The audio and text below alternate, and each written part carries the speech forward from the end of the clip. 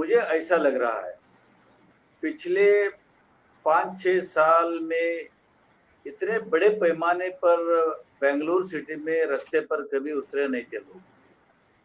जिस दिन हम लोग रेलवे स्टेशन से प्रोसेशन निकाले उसमें करीब 4-5 हजार लोग आए थे, क्योंकि कोरोना का डर था। हमको लगता था कि लोग डर के आएंगे नहीं, फिर भी सारे लोग उसमें आ गए। योगेंद्र यादव जी उस प्रोसेशन में रहे और हम लोग एक प्रोटेस्ट प्रोग्राम रख लिया है। तो मुझे ये कहना है कि इतने दिन जो 4-5 साल पहले लोग खुद अपने आप से नहीं आते थे, आज दिख रहा है कि लोग इस सरकार के ऊपर बहुत गुस्सा है। उनको समझ में आ रहा है कि सरकार हमारे विरोधी है, हमारे खिलाफ है, हमारे ऊपर अन्याय कर रहा है। तो लोगों को अभी समझ रहे हैं। जैसा टीएन प्रकाश जी ने जो बताया, हमने एक नया प्रयोग शुरू किया। किसान तो बिल्कुल रास्ते पे उतर गए, लड़ रहे। वैसे मजदूर भी लड़ रहे, workers, industrial workers, railway workers और दलित भी इस लड़ाई में शामिल हुआ। ये बहुत बड़ी खुशी की बात है। जैसा कि आप बताया कि दलित बोलते हैं कि हम हमारा मजदूर रोजी तो करके खाना है, हमसे क्या मतलब है किसानों के साथ। लेकिन इसमें एक लॉजिक है, जब किसान पैदावार करेगा तभी मजदूरी लगा सकते अपने खेत में। अगर उनके पास पैदावार नहीं होगा तो उसका बेनिफिट नहीं होगा, तो कहाँ से लेबर को लगाएंगे। ये समझ गया है। और जमीन छोड़ के आदमी बाहर नहीं जाना चाहते, क्योंकि जमीन से एक लगाव है लोगों का, एक मात्र प्रेम जैसा। भूमाता कहते हैं हम लोग। तो इसके लिए लड़ाई अब शुरू हुआ है। मेरा मूल्यांकन ये है कि जेपी आंदोलन के बाद जैसा कि लोकसभा चुनाव से पहले आप लोगों ने 200 संगठन, किसान संगठनों को एकजुट एक स्टेज पे लाए थे, जो सारे पार्टी के लोग भी आए थे। शायद उसका एक अच्छा परिणाम अभी हो रहा है, क्योंकि एकजुट हो सकते हैं, ये भरोसा हमारे किसानों में आ गया है। इसलिए हर तरफ किसान लड़ने के लिए रास्ते पे उतरे हैं। और लड़ाई तो लंबी लड़ाई है, क्योंकि उनका जो मुख्य उद्देश्य है मेरे समझ में, जो हम संविधान में, जो कॉन्स्टिट्यूशन में वेलफेयर स्टेट का बात किया है, तो वेलफेयर स्टेट का बात ही यहाँ पर खत्म हो रहा है। क्योंकि वेलफेयर स्टेट में गरीब से लेकर अमीर तक, मजदूर से लेकर मालिक तक, उसमें सभी का हित होता है, उसमें वेलफेयर होता है। लेकिन इसमें ऐसा नहीं हो रहा। तो अभी जैसा डॉक्टर पाल ने कहा कि एक फेडरल स्ट्रक्चर के खिलाफ भी है। एग्रीकल्चर स्टेट सब्जेक्ट में आते हैं, केंद्र को कोई अधिकार नहीं है इसमें हस्तक्षेप करने का, हस्तक्षेप कर रहा है। और साथ ही साथ एपीएमसी भी स्टेट सब्जेक्ट में है, उसमें भी हस्तक्षेप कर रहा है। तो फेडरल स्ट्रक्चर को इन्होंने डिमोलिश करके खत्म करने का साजिश इन्होंने कर रहे हैं। और केरला के सीएम एक अच्छी बात उन्होंने कहा है कि हम इसको कोर्ट में चैलेंज करेंगे। मैं आप लोगों से मैं विनती करता हूँ, चाहे योगेंद्र हो, आप हो, और जो पाल है, जो भी हमारे किसान नेता लोग हैं, इसके बारे में भी सोचे कि सुप्रीम कोर्ट में हम क्यों नहीं इसके खिलाफ एक पिटिशन डाले। ये फेडरल स्ट्रक्चर के खिलाफ है, वेलफेयर स्टेट के खिलाफ है, और हमारे हक के खिलाफ है। ये हम तो सोशलिस्ट कॉन्सेप्ट ऑफ कंट्री बनाने का बात कर रहे हैं, लेकिन इधर कैपिटलिस्टिक स्ट्रक्चर बनाने जा रहे हैं मोदी जी।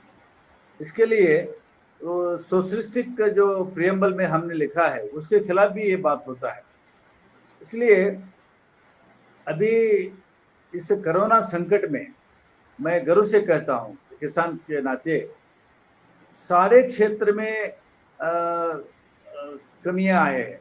इंडस्ट्रियल क्षेत्र में पूरा प्रोडक्शन बंद हो गया, और जो भी उद्योग थे उसमें कंस्ट्रक्शन इंडस्ट्री बंद हो गया। लेकिन खेती एक ऐसी क्षेत्र है, वो जिंदा रहा और देश का इज्जत बचाया उन्होंने।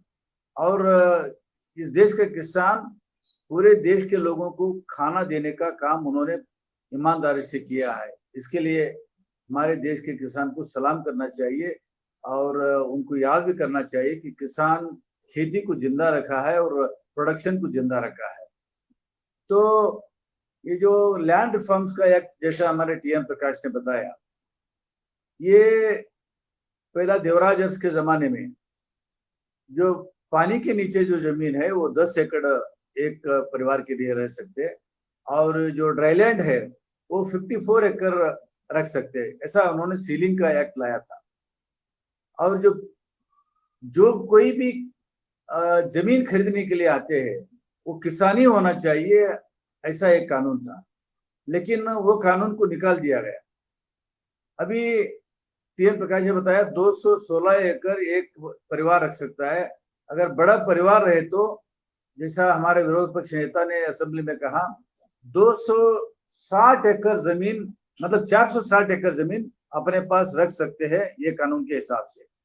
मतलब हम 4 लोग मिलके ये कंपनी बना लिए और हजारों एकड़ खरीद ले और सारे किसानों को बाहर डाल के मशीनरी के ऊपर खेती करे या रियल एस्टेट करे या इंडस्ट्रियलिस्ट को बेचे, ये धंधा होने वाला है।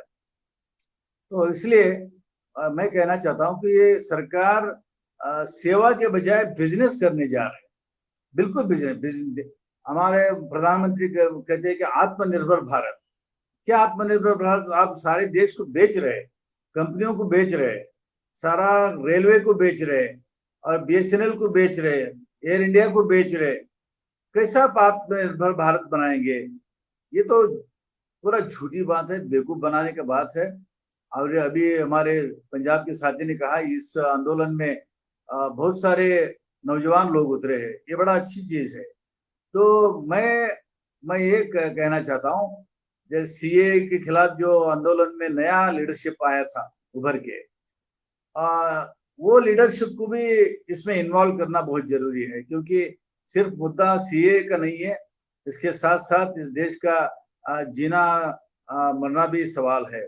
इसके लिए वो लोगों को भी इसमें इन्वॉल्व करना बहुत जरूरी है, उनके साथ में बैठ के बात करना बहुत जरूरी है, क्योंकि उनको तो काम तो नहीं दिया मोदी जी, कोई उनको उद्योग तो नौकरी तो नहीं मिला, वो भी परेशान है। तो मुझे और एक बात की हंसी आती है कि भारतीय मजदूर संघ, जो संघ परिवार के एक अंग है, वो भी इसके खिलाफ कर रहे हैं, और बीकेएस भारतीय किसान संघ वो भी इसके खिलाफ कर रहे हैं। क्यों नहीं वो रास्ते पे उतरे? आप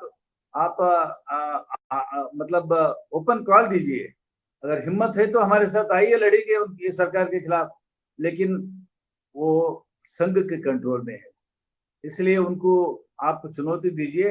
अगर सही ईमानदारी से लड़ना है तो हमारे साथ आइए, हम सब मिलके लड़ेंगे। ये बात उनको कहना बहुत जरूरी है, ताकि उनका भी मतलब जो कलर है वो उतर जाए, जो नाटक कर रहे हो वो नाटक बाहर आ जाते हैं।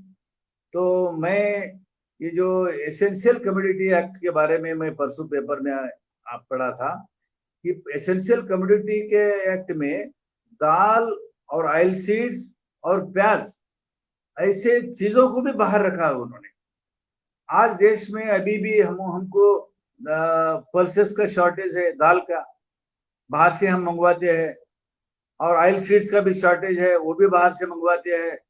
प्याज का तो कभी उत्पादन ज्यादा होता है, कभी कम होता है। प्याज तो हर आदमी को, हर घर में, किसी जात किसी धर्म का उसको लगता ही है।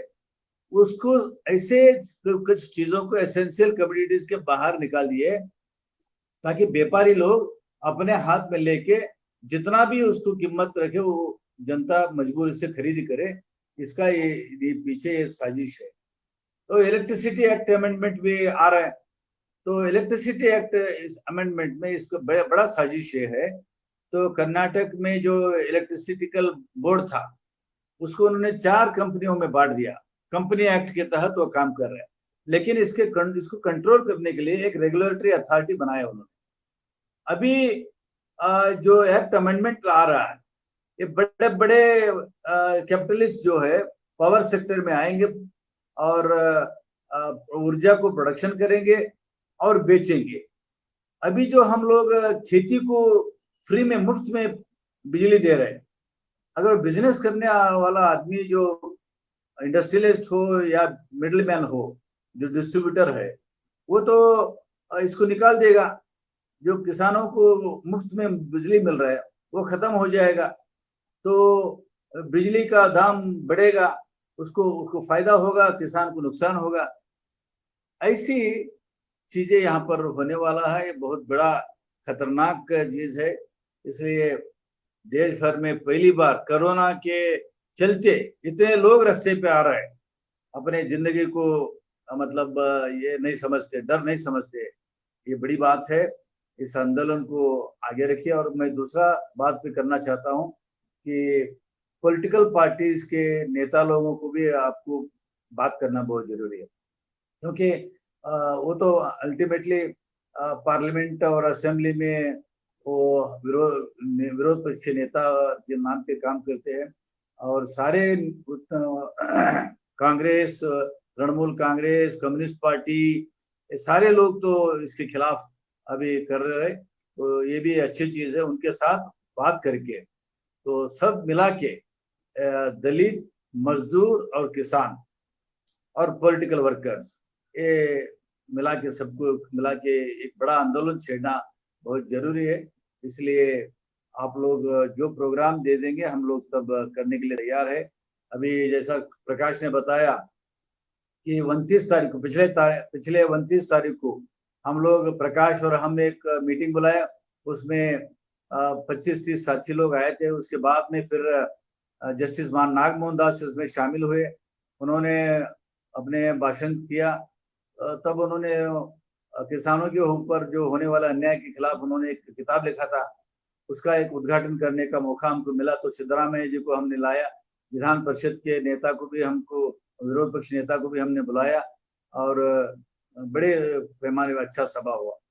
मैं सुनलभ जी ये कहना चाहता हूँ, आप जानते हैं दोरास्वामी जी, एच.एस. दोरास्वामी जी, उनको 103 साल हुआ, उनका उम्र है।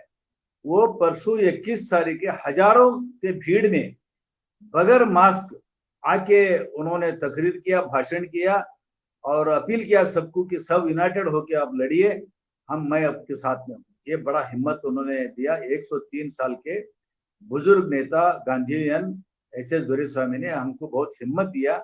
इसके लिए उनको मैं आभारी हूँ।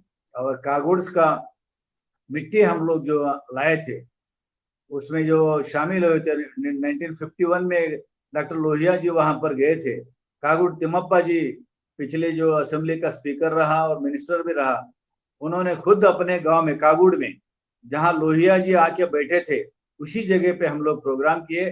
वहां से मिट्टी लेके हम लोग बेंगलुरु में आए और योगेंद्र जी के हाथ से किसानों को एक प्रेरणा के रूप में, एक स्फूर्ति के रूप में उनको मिट्टी को बांटने का काम किया है। तो ये सेंटिमेंटल इश्यू भी है। और वहां पर कागुड़ में सारे लोग मिलके मिट्टी हाथ में हाथ पकड़ के हम लोग प्रतिज्ञा किए कि इस लड़ाई को हम नहीं छोड़ेंगे, इस लड़ाई को हम आगे लेके जाएंगे।